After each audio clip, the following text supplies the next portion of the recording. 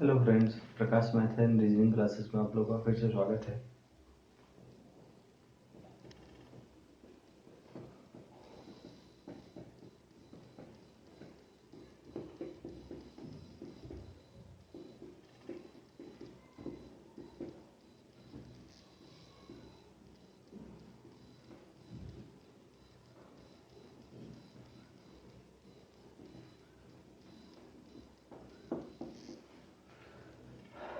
देखिए फ्रेंड्स, जैसा कि हम लोग अभी जो क्लासेस टॉपिक 3 चल रहा है, ठीक है। टॉपिक 3 में हम लोग आपको जो है आपका HCM और LCF, ठीक है। LCM और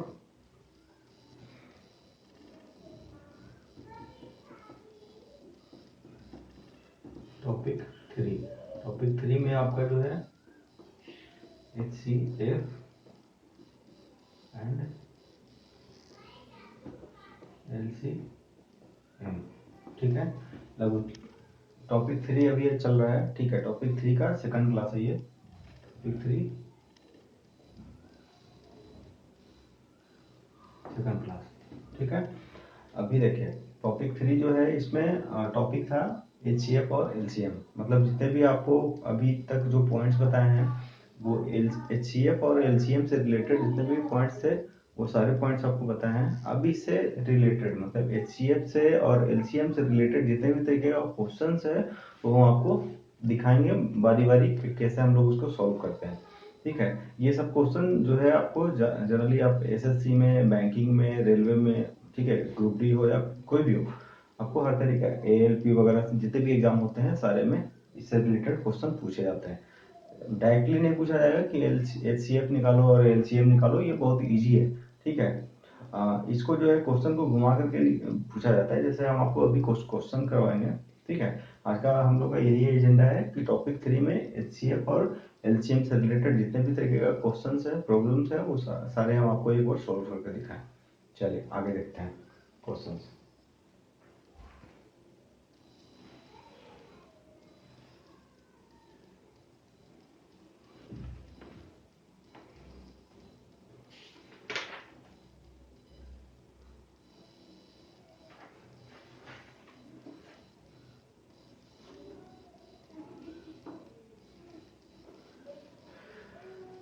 देखिए एक क्वेश्चन है,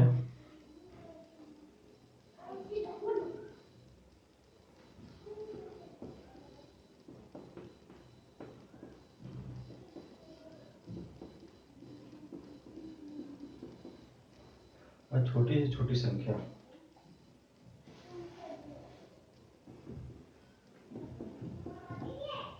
ज्ञात करें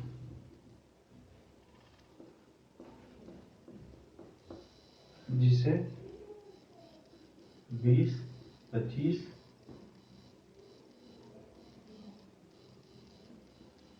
30 से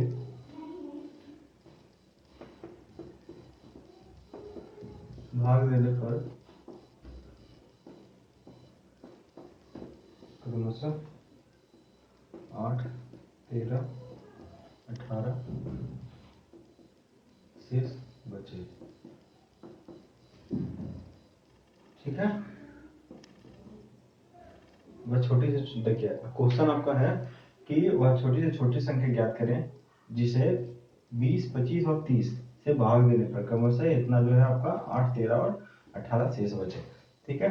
तो ये क्वेश्चन देखिए आपको थोड़ा दिमाग लगाइएगा, ये भी जो है आपका HCF और LCM से रिलेटेड ही है, ठीक है।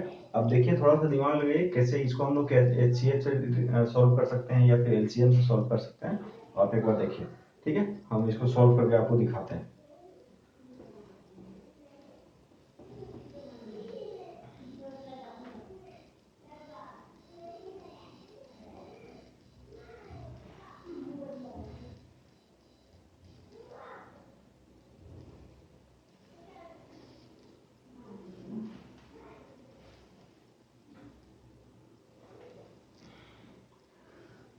देखिए ये क्वेश्चन जो है आपका, पहले एक बार हम समझते हैं। अभी है कि वह छोटी से छोटी संख्या ज्ञात करें जिसे इतना इतना इतना से भाग देने पर क्रमशः इतना इतना बचता है, मतलब 12, 20 से भाग देने पे 8 बचता हो, ठीक है। 20 से भाग देने पे 8 बचता हो, मतलब 20 माइनस 8 इक्वल टू कितना होगा 12। 25 से भाग देने पे 13 बचता हो, 25 माइनस 13 कितना बचेगा, ये भी 12। यहाँ पे है 30 में से 18 जाता हो, 30 से भाग देने पर 18 बचता हो, तो ये भी जो आपका 12।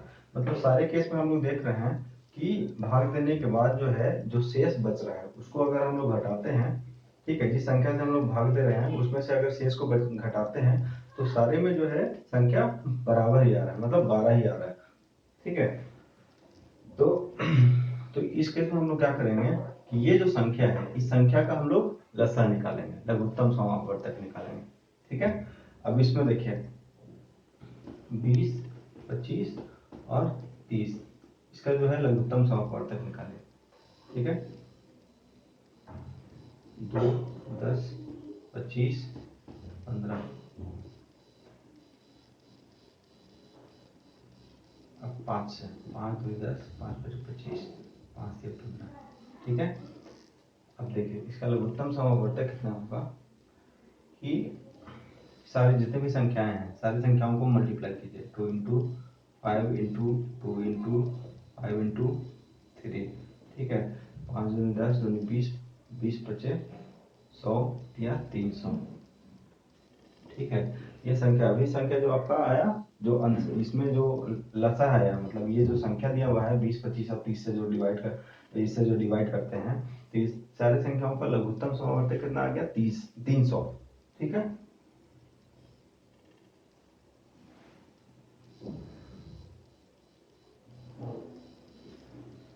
ठीक है ना। अब देखिए 300 इसमें आया, अब इसमें क्या करते हैं कि पहले तो देखिए कि यहाँ पे क्या आ रहा है।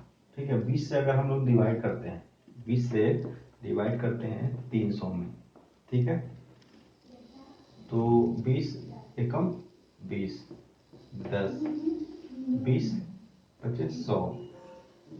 ठीक है, 20 25 100, ये पूरा पूरी आपका डिवाइड हो गया। ठीक है, अब इसमें जो कह रहा है कि इतना से डिवाइड करने पे, इतना से भाग देने पे क्रम से इतना इतना ना शेष बचता हो। ठीक है, इसका मतलब हुआ कि संख्या जो होगा, मतलब जो 300 आ रहा है 300 में आपका ये शेष बचे। ठीक है, तो इसका मतलब हम लोग कैसे करेंगे, 300 जो है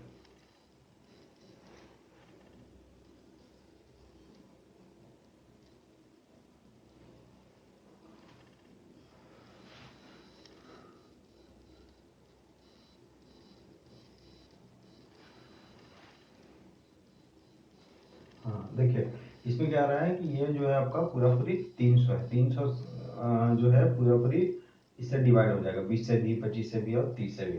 ठीक है, तो अब जो हम लोग एक यहाँ पे देखे थे कि 20 से हम लोग अगर डिवाइड करते हैं तो 8 शेष बचता है, 25 से करते हैं तो 13 बचता है। ये सारे में से हम लोग जब माइनस करते हैं तो ये जो है 12 सारे में कॉमन है।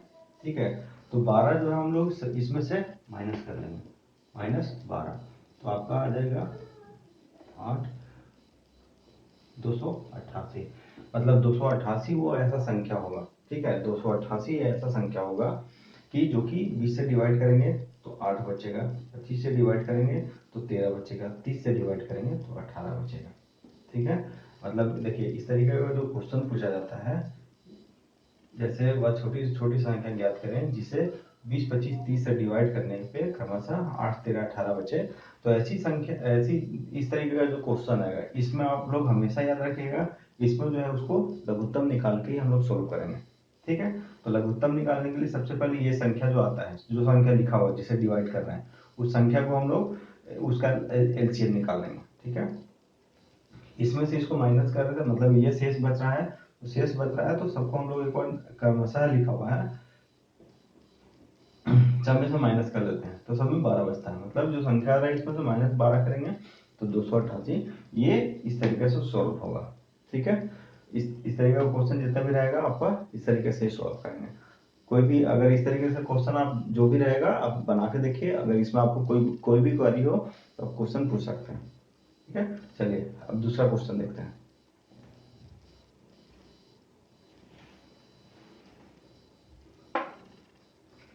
ठीक है, इसमें देखिए अभी क्वेश्चन ये है कि समझाने में टाइम लगा। ठीक है, लेकिन अगर क्वेश्चन आप जैसे ही सॉल्व करेंगे, इसमें सिंपल है, आप इसको देखिएगा कि इसमें से इसको माइनस कीजिए, सॉल्व सिंपल सॉल्व करना है, शॉर्टकट है, तो इतना लिखने का भी जरूरत नहीं है। सिंपल हम लोग ऐसे देख करके मतलब जो भी है अपना, इतना लिखना भी नहीं है, आप शॉर्टकट में निकाल सकते हैं। चलिए दूसरा क्वेश्चन देखते हैं।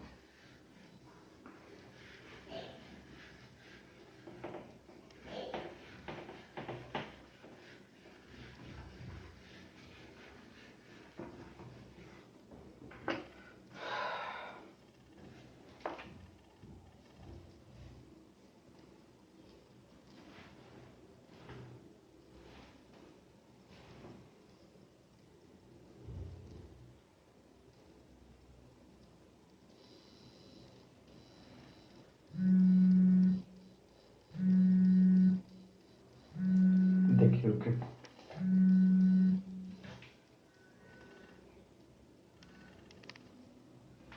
हेलो, यस,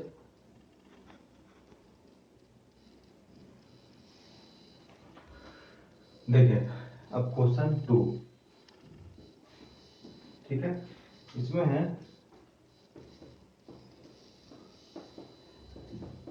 4 अंकों की वह बड़ी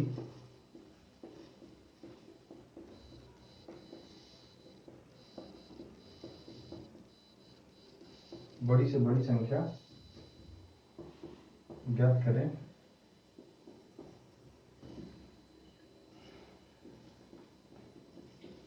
जिसे 12, 18, 21, 24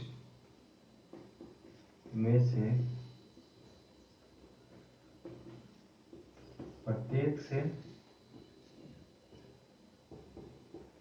भाग देने पे हर दशा में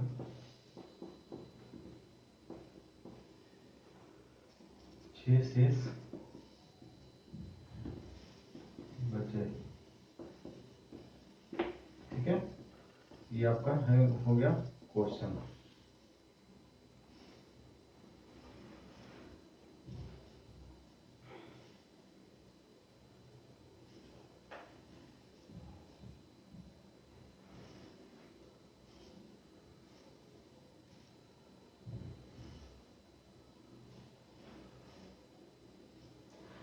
देखिए इस क्वेश्चन में क्या कर रहा है कि 4 अंकों की वो बड़ी से बड़ी संख्या ज्ञात करें जिसे इतना में से, मतलब ये 4 संख्या लिखा हुआ है 12, 18, 21, 24 में से प्रत्येक से भाग देने पर हर दशा में, हर स्थिति में 6 शेष बचे।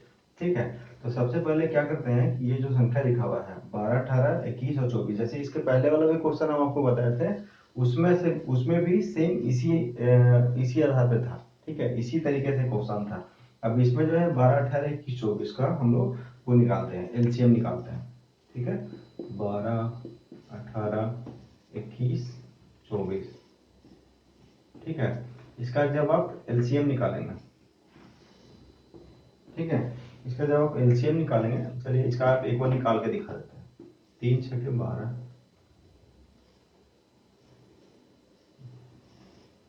3 4 12, 3 6 18, 7 21, 3 8 24। ठीक है, 2 2 4, 2 3 6, 7, 2 4 8, 2 1 3 7 2, 3 दूनी 6 दूनी 12, 12 दूनी 24, 24 और 7 21, 24 इंटू 21 करेंगे तो 24, 24 दूनी 48, 4 2 5, 504 है। ठीक है, अब ये कहते हैं कि मतलब इसका जब एलसीएम निकालेंगे तो एलसीएम इसका आएगा 504। ठीक है, तो इसमें जो कह रहा है कि 4 अंकों की वह बड़ी से बड़ी संख्या ज्ञात करें जिसे इतना में से प्रत्येक से भाग देने पर हर दशा में शेष 6 बचे। ठीक है, ये सारे संख्याओं का जो है एलसीएम आया है 504। ठीक है, अब 4 अंकों की सबसे बड़ी संख्या, ठीक है, 4 अंकों की सबसे बड़ी संख्या, कोई भी संख्या, कोई भी डिजिट का पूछेगा, अगर 2 अंकों को पूछेगा सबसे बड़ी संख्या, तो संख्या में सबसे बड़ा कौन सा होता है, जीरो से लेकर के 9 तक में 9। ठीक है, तो इसमें बोल रहा है 4 अंकों की सबसे बड़ी से बड़ी संख्या। ठीक है, मतलब हम लोग वैसा ही निकालेंगे, 4 अंकों की वह बड़ी से बड़ी संख्या निकालना है। ठीक है, तो सबसे बड़ी संख्या कितना होता है 4 अंकों का, ये होगा। ठीक है, अब ये संख्या है 4 अंकों की सबसे बड़ी। ठीक है, अब इसको अगर हम लोग 504 से डिवाइड करेंगे, ठीक है, इसमें कह रहा है क्या कि इतना में से प्रत्येक से भाग देने पर हर दशा में 6 शेष बचे। ठीक है, अब इसको जो है, जो सबसे बड़ी संख्या है 4 अंकों का, इसको हम लोग 504 से डिवाइड करते हैं।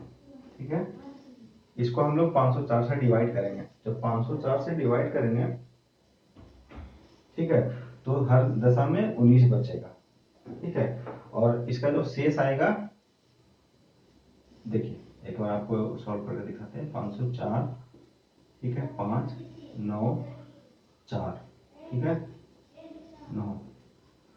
अब इसमें आएगा आपका 19, 9 मरतबे। 9 मरतबे अगर करेंगे तो इसमें जो है 4 5 3 6, इसको अगर वैसे करेंगे तो बचेगा कितना, 423। ठीक है, तो इसमें जो है आपका 423 आया। अब 423 है, अब इसमें क्या कह रहा है कि अब ये क्या कर रहा है, इसमें से जो है डिवाइड करने पे हर दशा में 6 शेष बचे। ठीक है, अभी क्या है कि इसको हम लोग डिवाइड कर रहे हैं तो 423 बच रहा है। ठीक है, 423 बच रहा है। तो एक बार देखिए,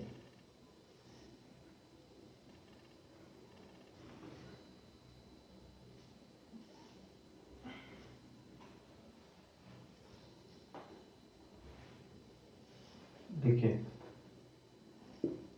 ये हो गया सबसे बड़ी संख्या। अब इसमें कितना शेष बच रहा है, 504 से डिवाइड करने पे, ठीक है, एलसीएम से डिवाइड करने पे 423, 423, तो ये मतलब शेष बच रहा है। ठीक है, अब ये शेष बच रहा है, इसमें जो है 6 का शेष, 6 का जो है हर दशा में 6 शेष बचे। ठीक है, हर दशा में जो बोल रहा है 6 का अंतर हो, इसमें जो है 6 ऐड कर दीजिए।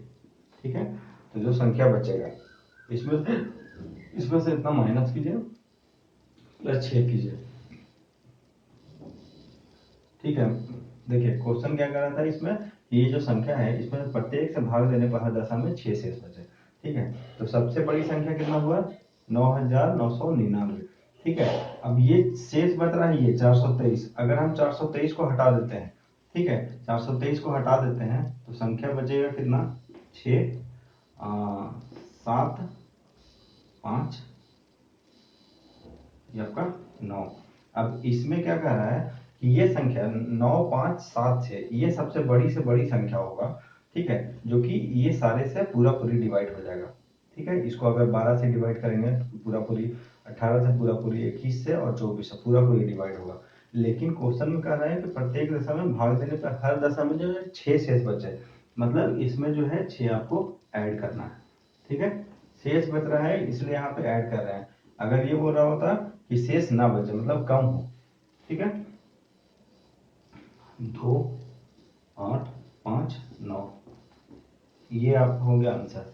ठीक है, तो सबसे बड़ी से बड़ी संख्या क्या हो गया आंसर में, 9582, ये। ठीक है, ये वो सबसे बड़ी संख्या है 4 अंकों की। ठीक है, जो कि 12 18 21 24 से पूरा पूरी डिवाइड करने के बाद, ठीक है, मतलब सबसे भी अगर डिवाइड करते हैं तो हर दशा में शेष 6 बचेगा।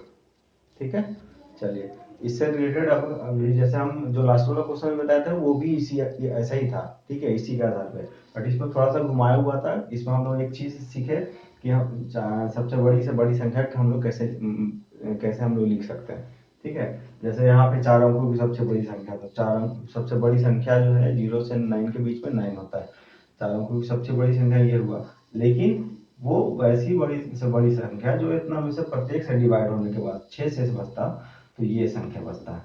ठीक है, अब इससे रिलेटेड अगर आपको कोई भी क्वेश्चन हो, कोई भी क्वेरी हो, तो आप क्वेश्चन पूछ सकते हैं, कमेंट बॉक्स में डाल सकते हैं, हम आपको उसका सॉल्यूशन देंगे।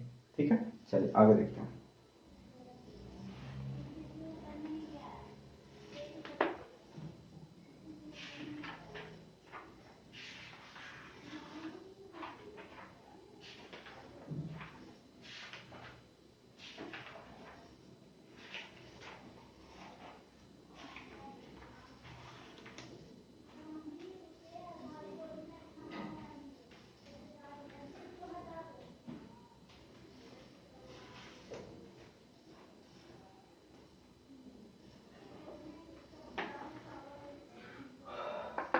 चलिए आगे देखते हैं अगला क्वेश्चन।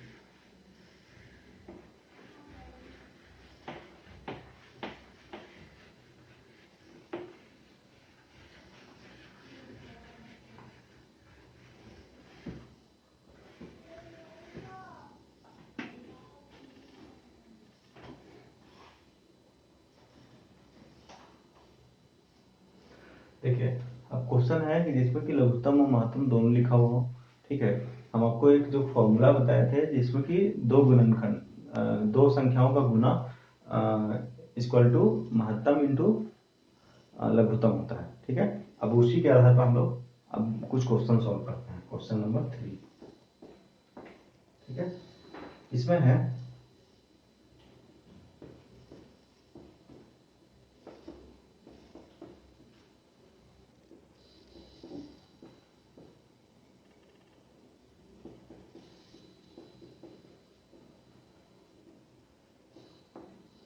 देखिए 3 अंकों वाली वो दो संख्याएं ज्ञात कीजिए।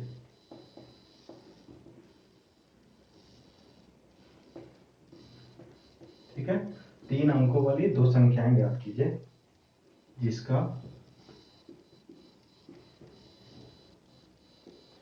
लघुत्तम समापवर्तक 61, 88 तथा महत्तम समापवर्तक 68 हो। ठीक है, ये क्वेश्चन है।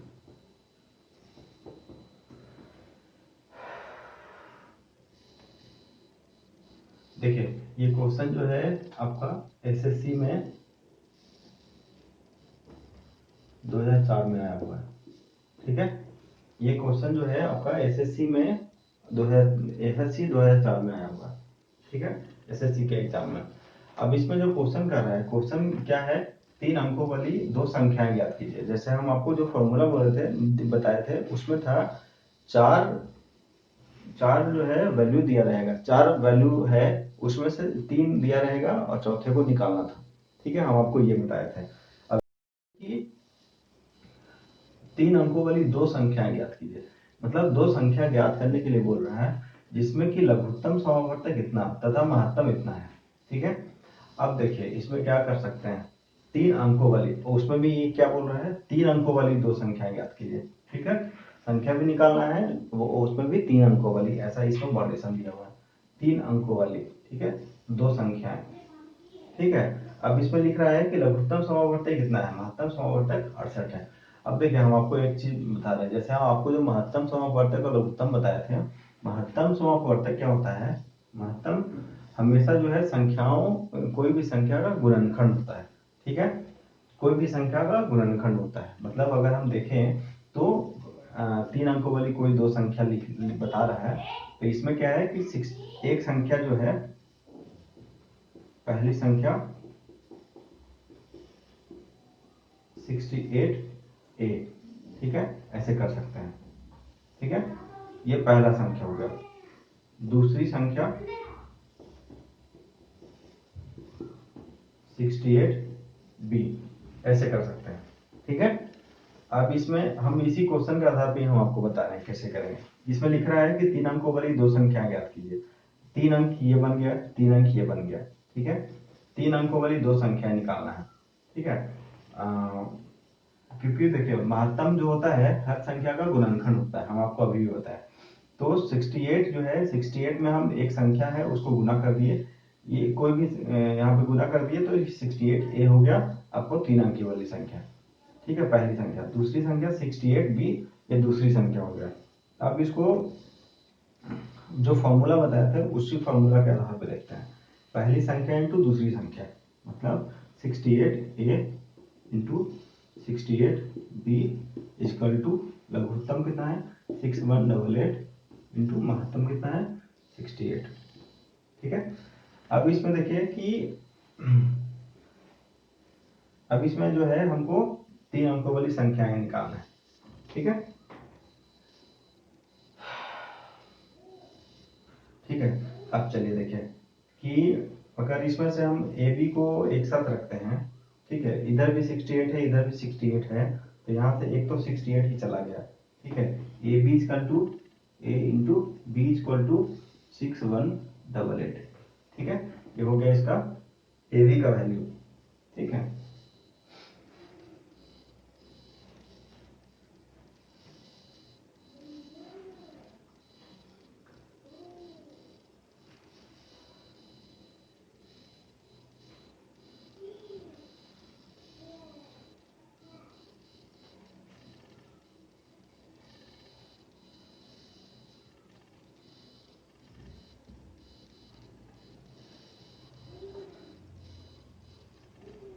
अब देखिए इस संख्या, इस क्वेश्चन के अनुसार हम लोग अगर निकालते हैं, ठीक है। इसमें हम लोग जो माने हैं कि पहला संख्या ये है, दूसरा संख्या ये है। अब अगर दो संख्या दिया हुआ है तो ये दोनों संख्याओं का लघुत्तम कितना आएगा, इसका अगर हम लोग लघुत्तम समावर्तक निकालेंगे तो लघुत्तम समावर्तक जो है 68 ए बी आएगा।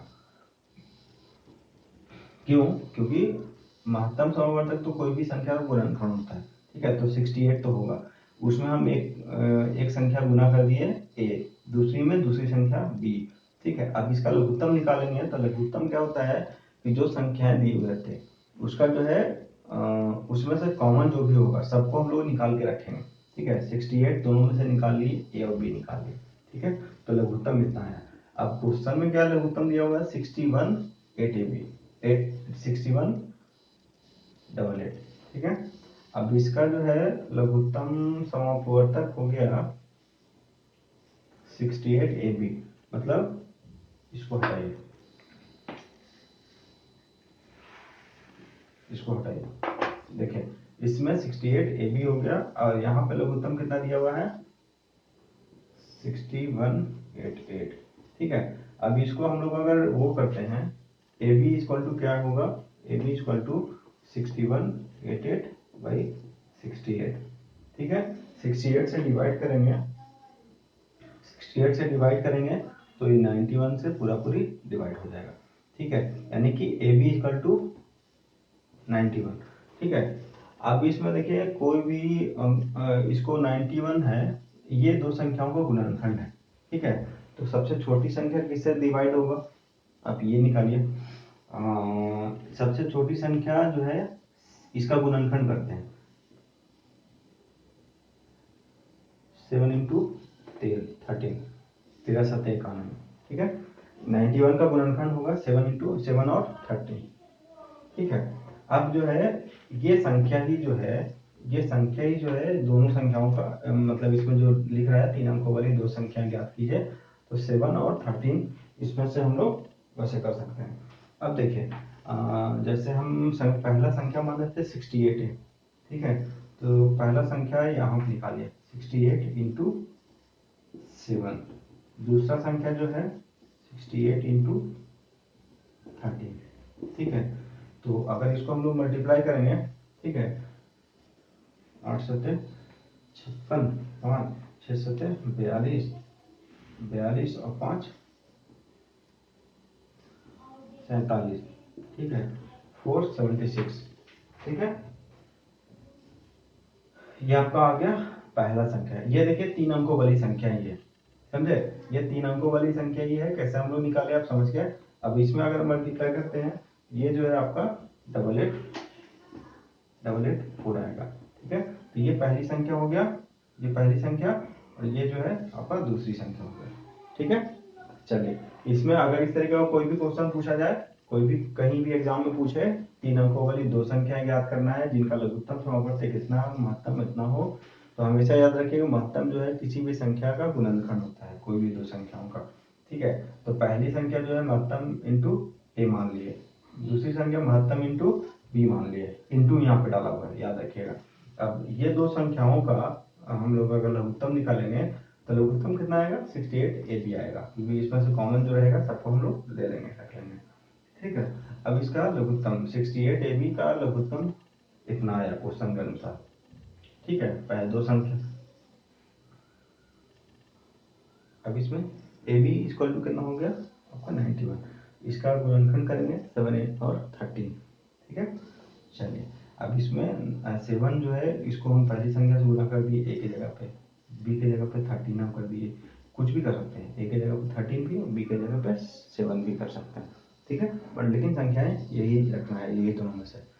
चलिए इसके आगे देखते हैं फिर, ठीक है। इससे रिलेटेड कोई भी क्वेश्चन हो, कोई भी क्वेरी हो तो आप पूछिए मेरे से, ठीक है। चलिए आगे।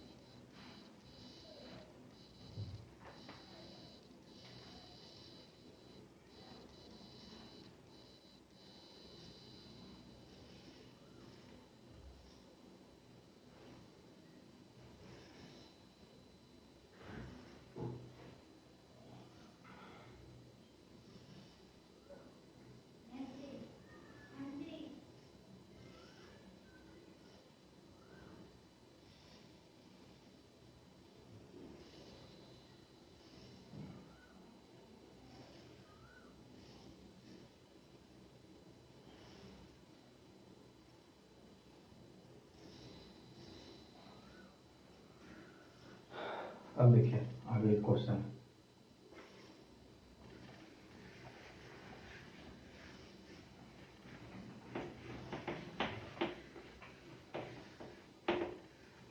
ये क्वेश्चन एसएससी में 2004 में पूछा था, ठीक है।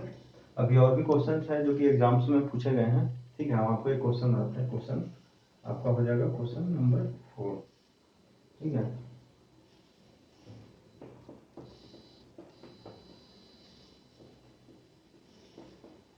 दो संख्याओं का योग 216 है तथा उसका महत्तम समवर्तक 27 है, तो ये संख्याएं ज्ञात कीजिए।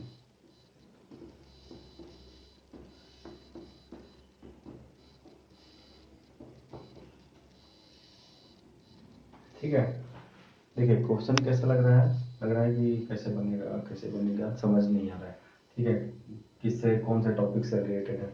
देखिए इसमें क्या कर रहा है, दो संख्याओं का योग 216 है तथा उसका महत्तम समापवर्तक 27 है, तो ये संख्याएं ज्ञात कीजिए, ठीक है। हमेशा याद रखिएगा महत्तम समापवर्तक जो होता है, ठीक है, महत्तम समापवर्तक जो है हमेशा संख्याओं का, कोई भी संख्या दिया हुआ है, कोई भी संख्या है, 2 संख्या 3 संख्या, उसका गुणनखंड होता है, ठीक है।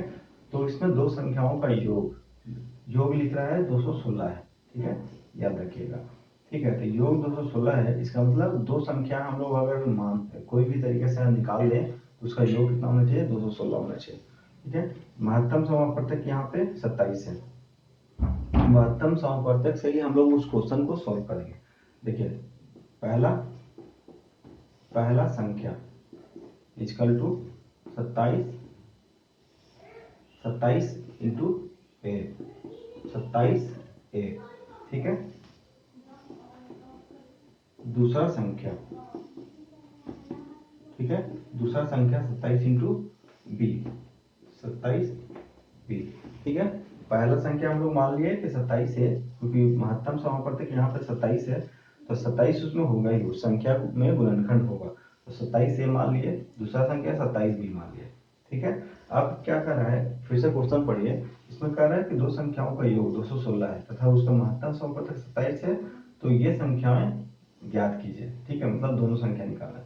अब दोनों संख्याओं का योग 216 है, तो पहला ये है, दूसरा ये है, मतलब 27 ए प्लस 27 बी इक्वल टू 216, ठीक है। ये क्वेश्चन के अनुसार ये फॉर्मूला बनता है, ये इक्वेशन बनेगा। अब इसमें क्या है कि दोनों में देखिए 27 कॉमन है, 27 अगर हम लोग कॉमन लेते हैं तो a plus B equal to 216, अब 27 से इसको हम लोग अगर डिवाइड करेंगे, ठीक है, तो आप खुद ही देखिए कितना कैसे डिवाइड होगा। अब इसमें जो है अगर हम लोग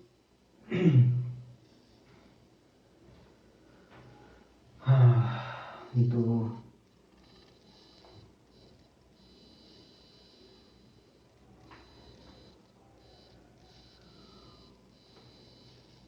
इसको इससे अगर डिवाइड करते हैं तो 27 80, ठीक है, मतलब a plus B equal to 8, ठीक है। जो संख्या हम लोग माने थे, पहला संख्या 27 है, दूसरा संख्या 27b, इसमें a और b का योग का वैल्यू मिल गया मेरे पास 8, ठीक है। अब क्या है कि दो संख्याओं का योग, मतलब इसमें जो a प्लस b का जो मान आ रहा है वो आपका 8 आ रहा है, ठीक है। तो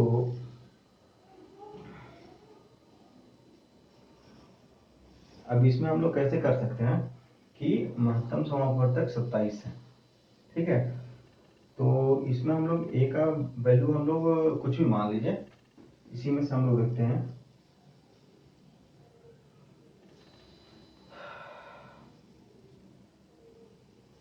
इसमें क्या है कि जो ये संख्याएं जो दिया हुआ था, ये संख्याएं अभाज्य संख्याएं था, मतलब कि वो किसी दूसरे संख्याओं से वो जो उसका जो है एक ही कॉमन होगा, ठीक है।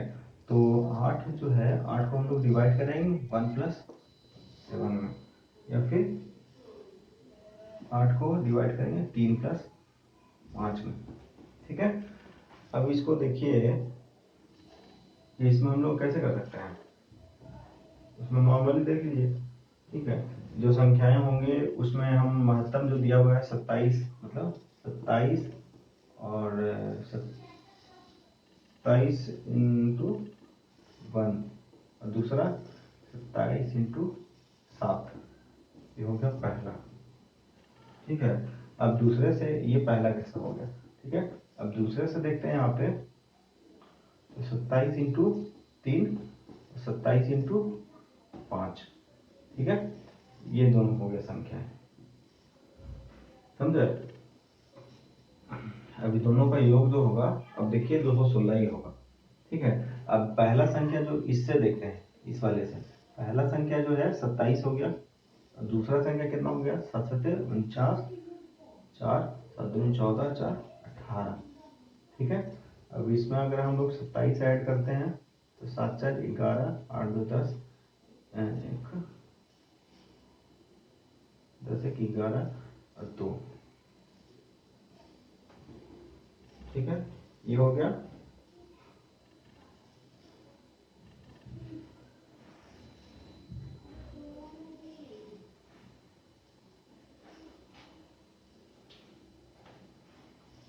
ठीक है, नहीं ये तो गलत हो गया ना, ये फिर ये कैसे हो गया 84, आपका 84 84 तो नहीं होना चाहिए, 7 7 49 है ना, ये गलत है, ठीक है। ये देखिए समझे, ये हो गया आपका, ये जो है आपका आएगा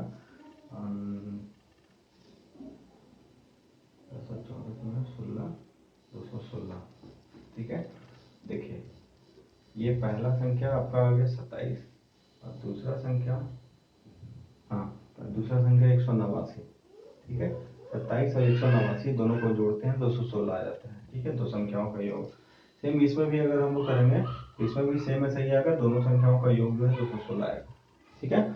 चलिए, इस तरीके से कोई भी क्वेश्चन हो आप क्वेश्चन पूछ सकते हैं, उसका सॉल्यूशन हम आपको दे देंगे, ठीक है। चलिए, थैंक यू, आगे देखते हैं।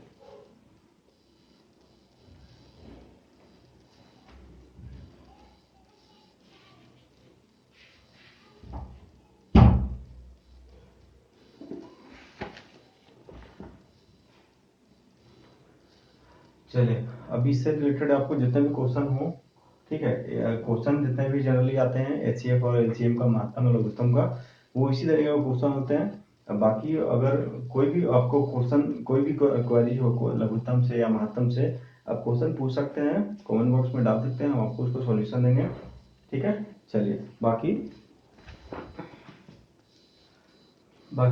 अब फिर हम लोग देखते हैं नेक्स्ट टॉपिक नेक्स्ट क्लास में, ठीक है। ठीक है। नेक्स्ट टॉपिक आपका जो होगा बहुत एक्साइटिंग होगा, बहुत ही अच्छा होगा। वो उसका जो है हम लोग हमेशा यूज करते हैं, बिना वो जो टॉपिक ऐसा है, ठीक है, बिना उसके यूज का कोई भी आपको कोई भी एग्जाम जो है, मतलब आप समझ लीजिए कि उस टॉपिक को बिना कंप्लीट आप कोई भी एग्जाम को कंप्लीट नहीं कर सकते हैं, ठीक है। उससे क्वेश्चन हमेशा पूछा ही जाता है, आप ये समझ लीजिए।